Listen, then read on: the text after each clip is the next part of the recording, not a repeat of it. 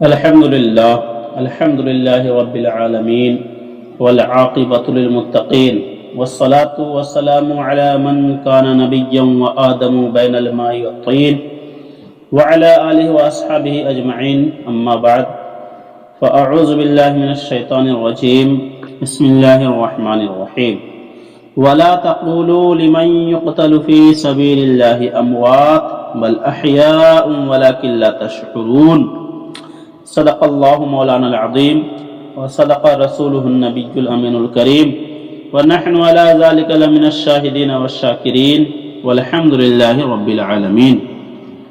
آئیے عزیز محترم حاضرین مجلس، سب سے پہلے ہم لوگ سرکار دو عالم صلی اللہ علیہ وسلم کی بارگاہ میں درود شریف کا نذرانہ پیش کرتے ہیں۔ وہی اللہم صلی علی سیدنا و مولانا محمد مبارک وسلم وصلو علیہ وسلم علیکہ یا رسول اللہ صلی اللہ تعالی علیہ وسلم۔ قتل حسین اصل میں مرگ یزید ہے، قتل حسین اصل میں مرگ یزید ہے، اسلام زندہ ہوتا ہے ہر کربلا کے بعد، اسلام زندہ ہوتا ہے ہر کربلا کے بعد۔ آئیے عزیزان گرامی، ہم شہداء کی فضیلت بیان کریں گے۔ اللہ تعالیٰ ارشاد فرماتا ہے وَلَا تَقُولُوا لِمَنْ يُقْتَلُ فِي سَبِيلِ اللَّهِ أَمْوَاتٌ بَلْ أَحْيَاءٌ وَلَكِنْ لَا تَشْعُرُونَ۔ ترجمہ اس کا یہ ہے کہ جو خدا کی راہ میں قتل کیے جاتے ہیں انہیں مردہ مت کہو، بلکہ وہ زندہ ہیں لیکن تمہیں خبر نہیں۔ اور دوسری جگہ ارشاد فرماتا ہے وَلَا تَحْسَبَنَّ الَّذِينَ قُتِلُوا فِي سَبِيلِ اللَّهِ أَمْوَاتًا بَلْ أَحْيَاءٌ عِندَ رَبِّهِمْ يُرْزَقُونَ۔ اور جو خدا کی راہ میں قتل کیے گئے انہیں مردہ ہرگز خیال نہ کرنا، بلکہ وہ اپنے رب کے پاس زندہ ہے، روزی دیے جاتے ہیں۔ پہلی آیت میں تو منع کیا گیا کہ شہداء کو مردہ نہ کہو، اور بعد میں جب دوسری جگہ ارشاد ہوا اس میں بولنے سے نہیں بلکہ گمان کرنے سے بھی منع کر دیا کہ انہیں گمان مت کرو، خیال مت کرو کہ شہداء اسلام مر گئے ہیں، نہیں بلکہ وہ زندہ ہیں، اپنے رب کے پاس زندہ ہیں، انہیں رب تعالیٰ روزی دیتا ہے۔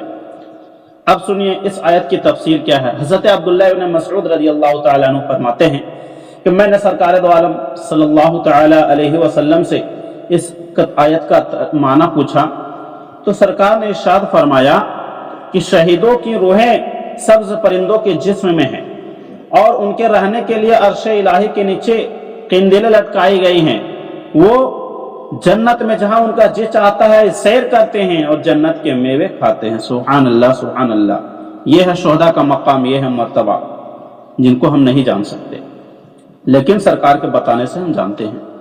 اور سرکار اقدس صلی اللہ تعالی علیہ وسلم دوسری جگہ شہداء اسلام کی عظمت بیان کرتے ہوئے فرماتے ہیں کہ شہیدوں کے لیے اللہ تعالیٰ کے نزدیک 6 خوبیاں ہیں، 6 ایسے خاص چیزیں ہیں، خاص انعام ہیں اللہ کے پاس۔ ان میں سے پہلا انعام یہ ہے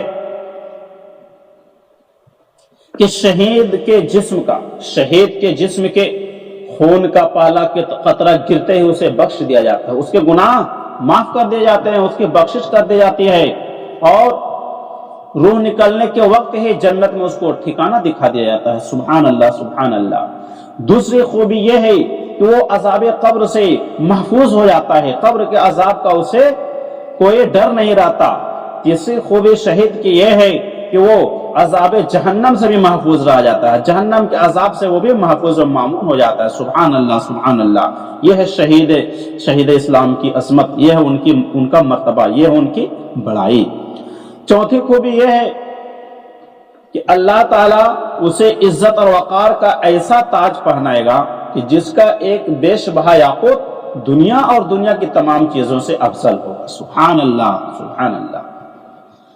پانچویں خوبی یہ ہے کہ اس کے نکاح میں اللہ تعالیٰ بڑی بڑی آنکھوں والی 72 حوریں دے گا، 72 حوروں سے اللہ تعالیٰ اس کا نکاح کر دے گا۔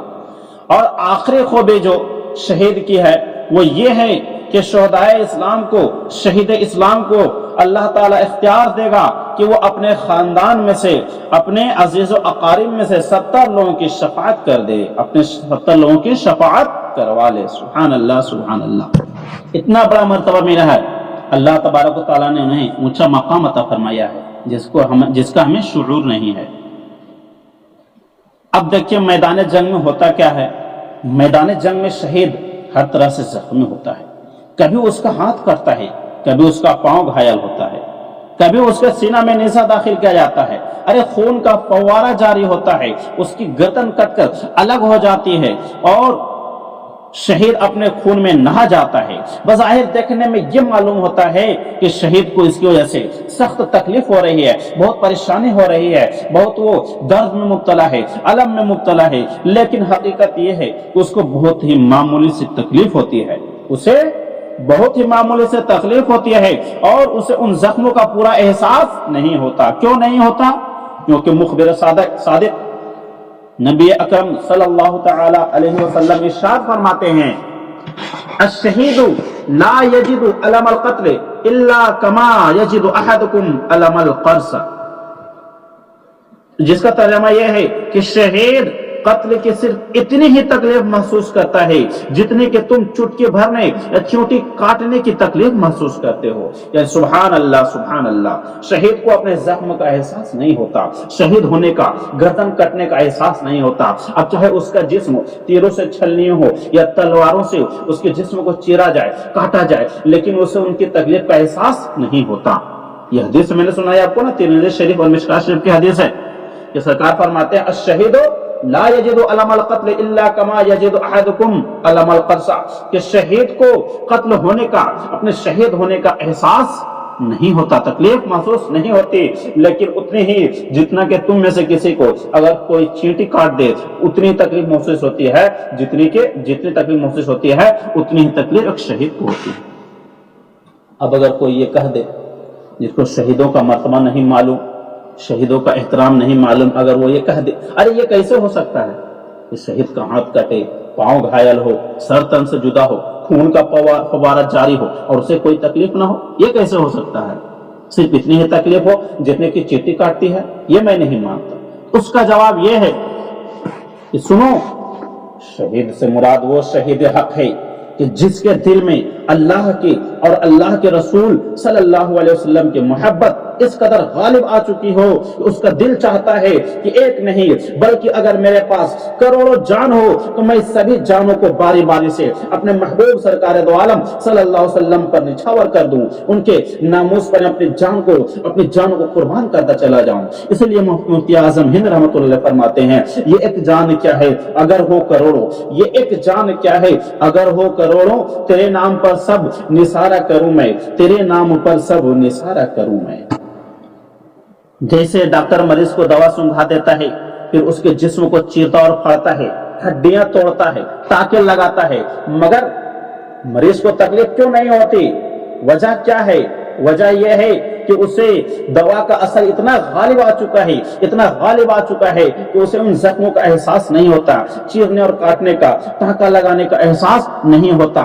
تو بالکل اسی طرح یوں سمجھو کہ شہید حق جس کے دل میں اللہ کی اور اللہ کے رسول صلی اللہ علیہ وسلم کی محبت اس قدر غالب آ چکی ہے، اس قدر غالب آ گئی ہو کہ تو اس کا جسم چاہے کٹے یا ہڈیاں ٹوٹتی ہو یا خون کا فوارہ جاری ہو یا سر تن سے جڑا ہو جائے، اگرچہ اس کے بدن کو تیروں سے چھلنی کر دیا جائے مگر اسے تکلیف کا احساس نہیں ہوتا۔ تو یہ شہدائے کرام کی فضیلت بیان ہو رہی ہے۔ سرکار دو عالم صلی اللہ علیہ وسلم ارشاد فرماتے ہیں کہ جو لوگ لڑائی میں قتل کیے جاتے ہیں ان کی 3 قسمیں ہیں۔ کتنی قسمیں ہیں؟ 3۔ نمبر 1 وہ مومن جو اپنی جان اور اپنے مال سے اللہ کی راہ میں لڑے اور دشمن سے خوب مقابلہ کرے یہاں تک کہ قتل کر دیا جائے۔ سرکار فرماتے ہیں یہ وہ شہید ہے جو صبر اور مشقت کے امتحان میں کامیاب ہوا۔ یہ شہید خدای تعالیٰ کے عرش کے نیچے خدا کے خیمہ میں ہوگا، لا یفضلہ یا لا یفضلہ النبیون الا بدرجۃ النبوہ، انبیاء کرام سے اس سے صرف درجہ نبوت میں زیادہ ہوں گے، یعنی مرتبہ نبوت اور اس سے جو کمالات متعلق ہے ان کے علاوہ ہر مرتبہ اور ہر کمال اس شہید کو حاصل ہوگا۔ سبحان اللہ۔ دوسرا وہ مومن جس کے اعمال دونوں طرح کے ہوں گے، یعنی کچھ اچھے اور کچھ برے، وہ اپنے جان اور مال سے خدا کی راہ میں جہاد کرے، جس وقت وہ دشمن سے اس کا سامنا ہو اس سے لڑے یہاں تک کہ قتل کر دیا جائے۔ یہ ایسی شہادت ہے جو گناہوں اور برائیوں کو مٹانے والی ہے۔ پھر سرکار نے فرمایا ان السیف محاء للخطایا وادخل من اجل ابواب الجنت الشاء، یعنی بے شک تلوار گناہوں کو بہت زیادہ مٹانے والی ہے، اور یہ شہید جس دروازے سے چاہے گا جنت میں چلا جائے گا۔ سبحان اللہ، سبحان اللہ۔ اور آگے سرکار فرماتے ہیں کہ اس سمے وہ منافق ہے جس نے اپنی جان اور اپنے مال سے جہاد کیا، اور جب دشمن سے مقابلہ ہوا تو خوب لڑا یہاں تک کہ وہ مارا گیا۔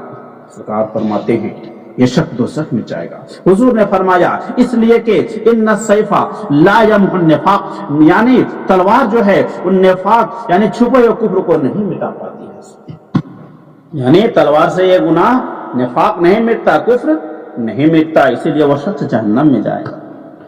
اس حدیث شریف سے جہاں یہ معلوم ہوا کہ اللہ کی راہ میں شہید ہونا والا مرتبہ نبوت اور اس کے متعلقہ کمالات کے علاوہ سارے درجات سے سرفراز کیا جاتا ہے اور اس کے تمام گناہ معاف کر دیے جاتے ہیں، ساتھ ہی یہ بھی معلوم ہوا کہ اگر دل میں کوئی کفر چھپائے ہو اور صرف ظاہر میں مسلمان ہو، دیکھنے میں مسلمانوں کا طریقہ اختیار کر لے، لباس پہن لے، داڑھی بڑھا لے اور نماز خوب پڑھے، صدقہ خیرات بھی کرے، لیکن اندر کفر چھپایا ہوا ہے تو زندگی بھر وہ جہاد کرے، یہاں تک کہ اپنے عزیز ترین جان بھی قربان کر دے، مگر وہ جہنم میں ہی جائے گا۔ اسی طرح جو لوگ محبوب خدا صلی اللہ علیہ وسلم کے بغض و عداوت کا کفر، رسول اللہ صلی اللہ علیہ وسلم سے دشمنی چھپائے رہتے ہیں، بغض و عداوت کا کفر اپنے دلوں میں چھپائے ہوئے ہوتے ہیں، ان کی عظمت کے یہ لوگ دشمن ہیں، حضور کی بڑائی ان کو پسند نہیں ہے۔ اگر یہ لوگ دن رات عبادت کرے اور زندگی بھر ساری دنیا میں اسلام کی نشر و اشاعت کرے، دین کی خوب تبلیغ کرے، خوب نمازیں پڑھے، خوب چلا کرے، یہاں تک کہ اسی حال میں یہ مر جائے تو ان کا ٹھکانہ جہنم ہی ہوگا، اس لیے کہ اس طرح کی کسی بھی نیکی سے کفر نہیں معاف ہوتا۔ سبحان اللہ۔